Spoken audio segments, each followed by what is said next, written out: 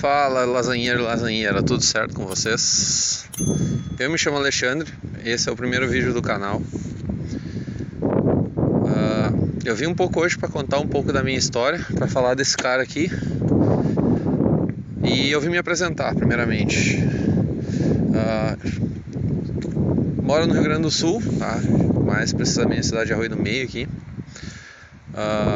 Para quem não me conhece, para quem já me conhece, eu já venho um tempo montando projeto, me metendo em furada, enfim. Acho que todo mundo conhece como é que é essa vida aí de lasanheiro, sempre em busca dessas merda, né? Então vamos lá, só para capitular um pouquinho. Em 2016, quando eu saí do exército, eu acabei comprando uma Paraty GL. E ela ficou comigo uns 3 meses e depois eu comprei a GLS, que eu acho que é de onde todo mundo me conhece. Essa GLS eu fiquei uns 2 anos rodando com ela lá em São Gabriel, quando eu morava lá na fronteira. E daí, depois de um acidente eu decidi que eu ia restaurar ela. Eu tinha um acidente feio aí, soltou uma roda, acabou entrando para debaixo do carro, quase capotei. Enfim, eu não vou expor imagens disso porque hoje o carro, para quem não sabe, o carro tá vendido para os Estados Unidos, tá? Ela tá embarcando para Miami, para um brasileiro que mora lá, que tem loja de carro e tal. Então vamos preservar a imagem, né? A história também do carro. Mas enfim, vamos lá. Em 2018, então, quando eu decidi reformar ela, eu era garçom, eu trabalhava num restaurante. E por meios próprios, fazendo hora extra e tal, eu acabei que eu trouxe ela para Arroio do Meio, que era o único cara na época que queria realmente comprar a briga do carro, era o Maicon, era o Xpito, né, que é o cara que fez a Paraty. Vai estar passando algumas fotos aqui sobre esse processo todo de restauração. Então, começou em 2018, o carro ficou 1 ano e meio na chipeação. Deu uns atrasos ali, alguns imprevistos. Quando a gente começa a restaurar um carro, quando a gente tira todo o material, a gente acaba descobrindo algumas coisas que a gente talvez não queria descobrir, né? Vocês me desculpem o vento, tá? Mas hoje era o único dia que eu tinha pra gravar, domingão. Enfim, quando a gente pegou e começou a restaurar o carro, surgiram muitos problemas, muitas dúvidas. Era a primeira vez que eu estava lidando com isso, até a questão de caçar a peça e tal. Eu tinha acesso à internet, a gente morava, tipo, São Gabriel é muito isolado. Para quem não conhece, São Gabriel, tipo, é fronteira, assim, não é bem fronteira, mas é região da campanha do Rio Grande do Sul, e é meio distanciado de tudo, assim, é super longe de capital e coisa. Aí eu comecei a fazer amigos pela internet, grupo, Face, e aí eu fui descobrindo peça, fui descobrindo informação sobre o carro.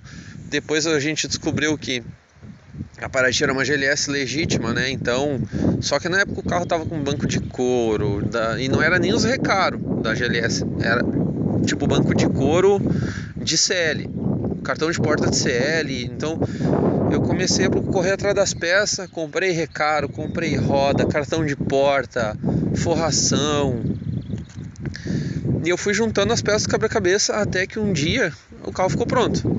Só que quando o carro ficou pronto, o cara que era para montar a mecânica, ele já tinha fechado a oficina, que era o cara que ia me ajudar a montar.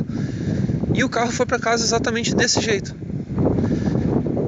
E quando o carro foi para casa desse jeito, ele veio desse jeito, tinha as peças tudo guardadas em casa, tá? As peças novas.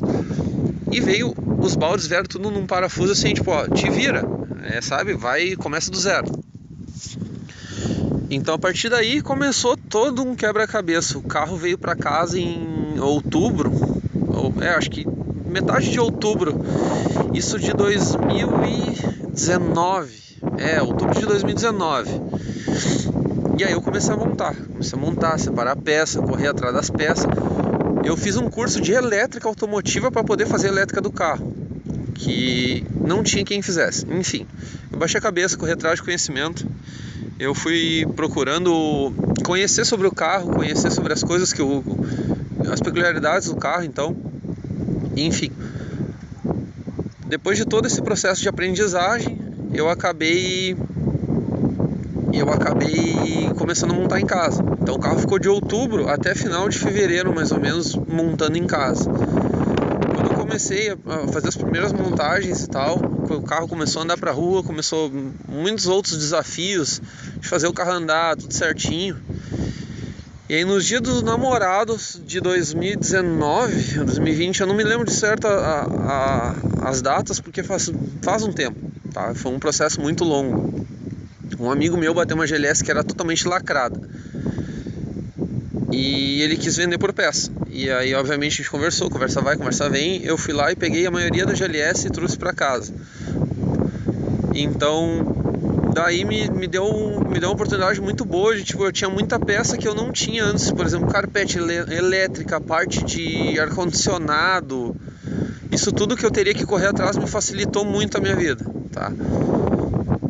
Então depois disso, depois de montar e tal, o carro foi injetado, o carro foi depois, mais pra frente, depois de tudo funcionado e tal, as primeiras voltas, surgiu uma mecânica turbo pra gente montar. Então o carro virou turbo. Então chegou num ponto assim, gurizada, que o projeto estava num nível tão alto de tipo de nível e de custo, tá? Hoje eu falo pra vocês de custo, eu falo abertamente sobre isso. Era um carro que não era barato pra mim, tá? Era um carro que me custava na casa dos 80 mil pra mais. Então um carro que pra mim estava inviável. Na época eu não tinha uma renda extra, eu só trabalhava com o meu emprego. Então eu só tinha aquele salário fixo no mês, era que eu tinha que me virar. Enfim, passou. Acabei vendendo pro Silas em São Paulo. O Silas gerou muita mídia em cima do carro e o carro acabou chamando a atenção de um brasileiro que morava nos Estados Unidos, como eu falei pra vocês no início do vídeo. E esse cara acabou arrematando o carro. O carro hoje, tô gravando esse vídeo em julho de 2023. O carro hoje ele está sendo restaurado novamente, fazendo todos os detalhes possíveis para embarcar para os Estados Unidos. O carro ainda não embarcou, já faz mais de ano que foi vendido o carro. Quando eu vendi para o Silas foi em fevereiro de 2021. Não, 2022, desculpe. 2022, eu vendi em fevereiro de 2022. E depois disso, então, ele ficou um certo tempo com o carro e acabou vendendo. Recebeu uma oferta quase que irrecusável lá do cara lá de fora. Enfim, essa é a minha história com a Paraty, tá? Depois da Paraty, então, eu tinha o Fiestinha. O Fiestinha era o nosso carro de dele um bom tempo, que depois eu fiz a gloriosa ideia de trocar numa Suprema de drift. Pois é, essa Suprema era de um grande amigo meu, do Lucas, o Lucas Lessa. Ele já tinha desenvolvido esse carro, o carro já era pronto, tinha suspensão top, o carro era todo feito de PU por baixo, feito pelo Lucatec, que é um baita cara para quem não conhece.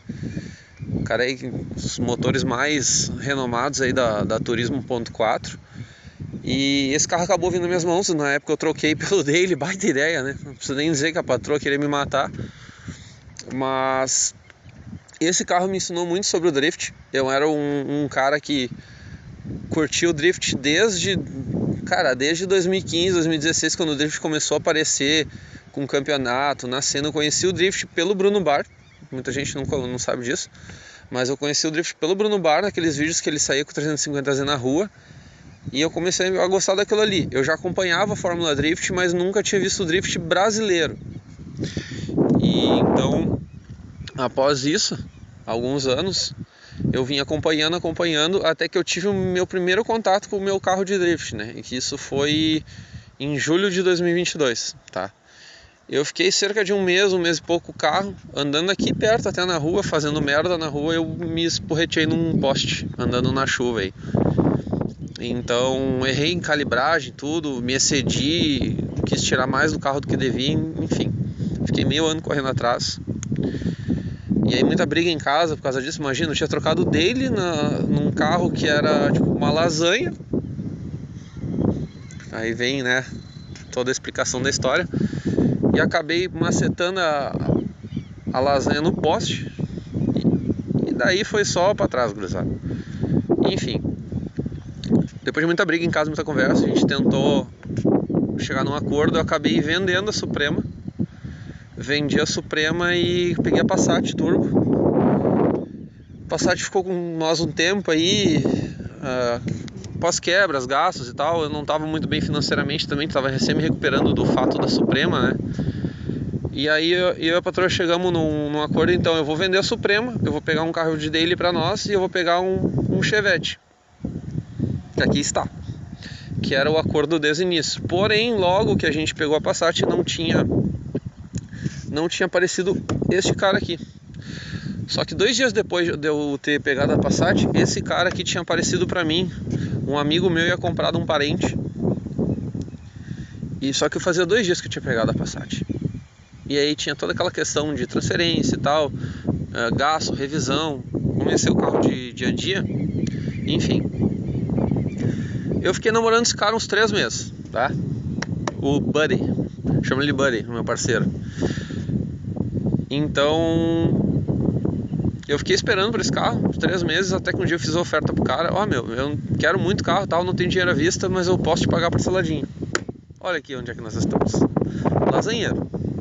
A Passat começou a dar muito problema. Eu busquei o Chevette na quarta ou quinta. Na sexta-feira a Passat quebrou. Então foi uma quebra feia, foi uma quebra de turbina. E eu acabei anunciando a Passat, vendeu. E hoje nós temos o Gol de daily, que em seguida vai sair por aqui também. Enfim, aí tá o cara. Isso é um pouco da minha história no meio dos carros, mas eu sou bem mais conhecido por causa da Paraty. Porque a Paraty foi um projeto aí que levou algo em torno de uns 3 anos. Uns 3 anos até sair pra rua e tal. E o nível do carro era altíssimo. Pra quem quiser olhar um pouco mais, Vida de Lasanheiro, tem muita foto, muita parte do processo lá dela. Tem no meu perfil pessoal também muita foto disso, de todo esse processo. E é de onde eu sou conhecido hoje por causa dos carros. Mas enfim, inicia-se um projeto de drift.